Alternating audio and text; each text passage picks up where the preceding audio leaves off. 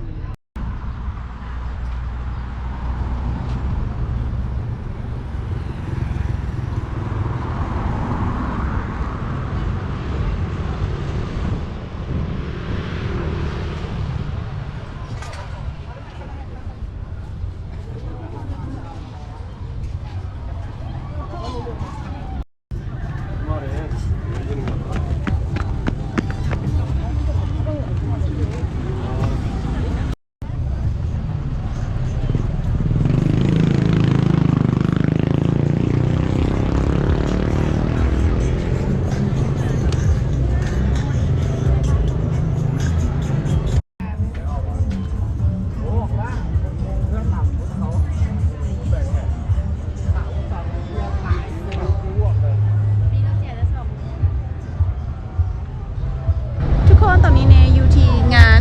เทศกาลอาหารลาวก้าวไก่สู่ระดับสากล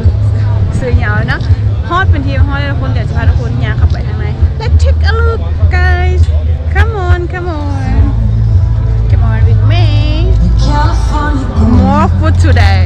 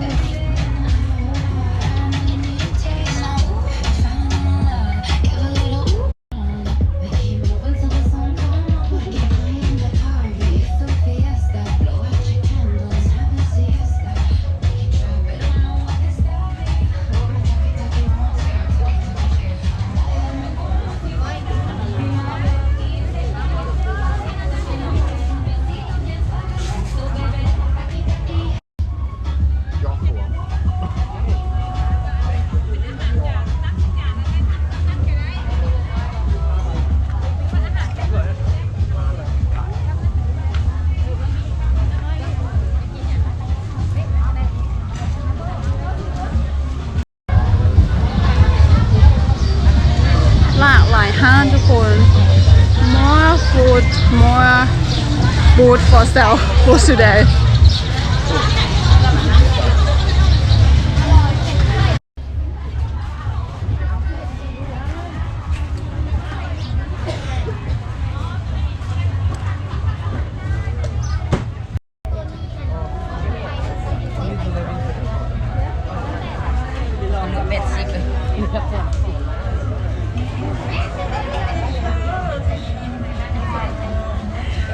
ถ้าจ่ายเป็นเงินลาวเท่าไหร่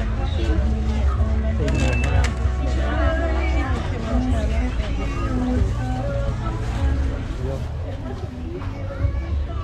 Ça, c'est une pomme de rose.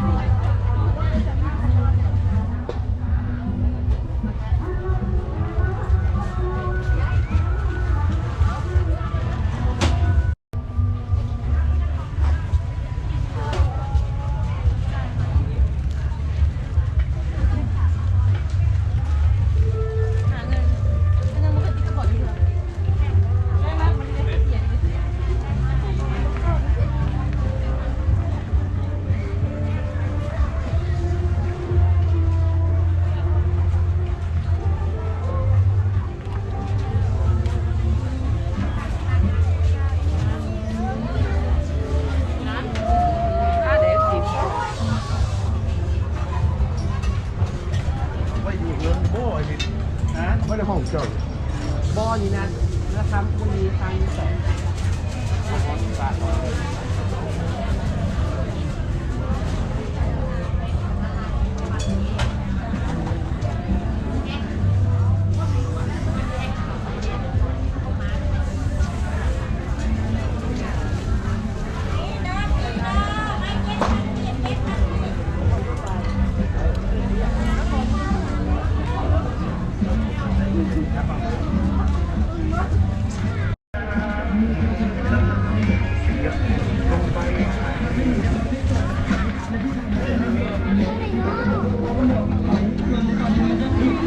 ให้เลิกใช้ยามันจะหยุดยากไม่มีเธออยู่ผมก็หลุดมากเธอจะรู้ไหมว่าผมสุดบ้า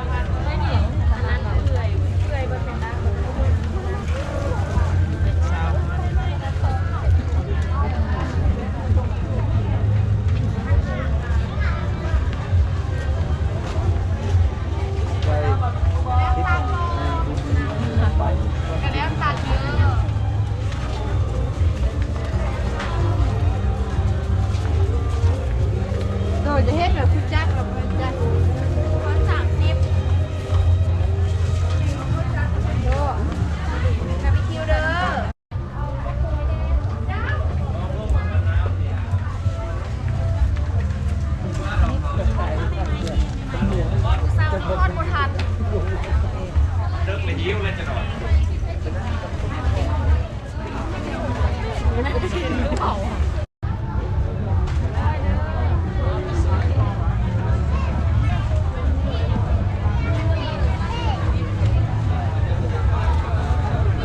ก่เด้อไก่ตับ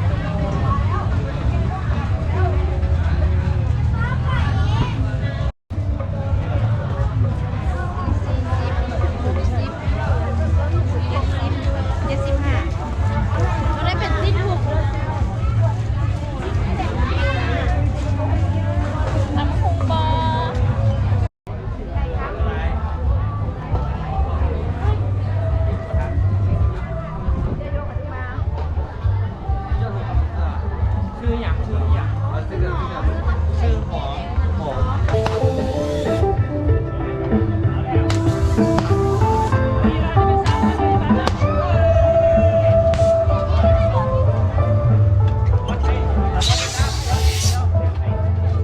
เดี๋ยวให้เล่าอันออกก่อนเลย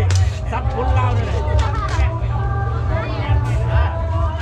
โอ้ยเอาลุงหัวแม่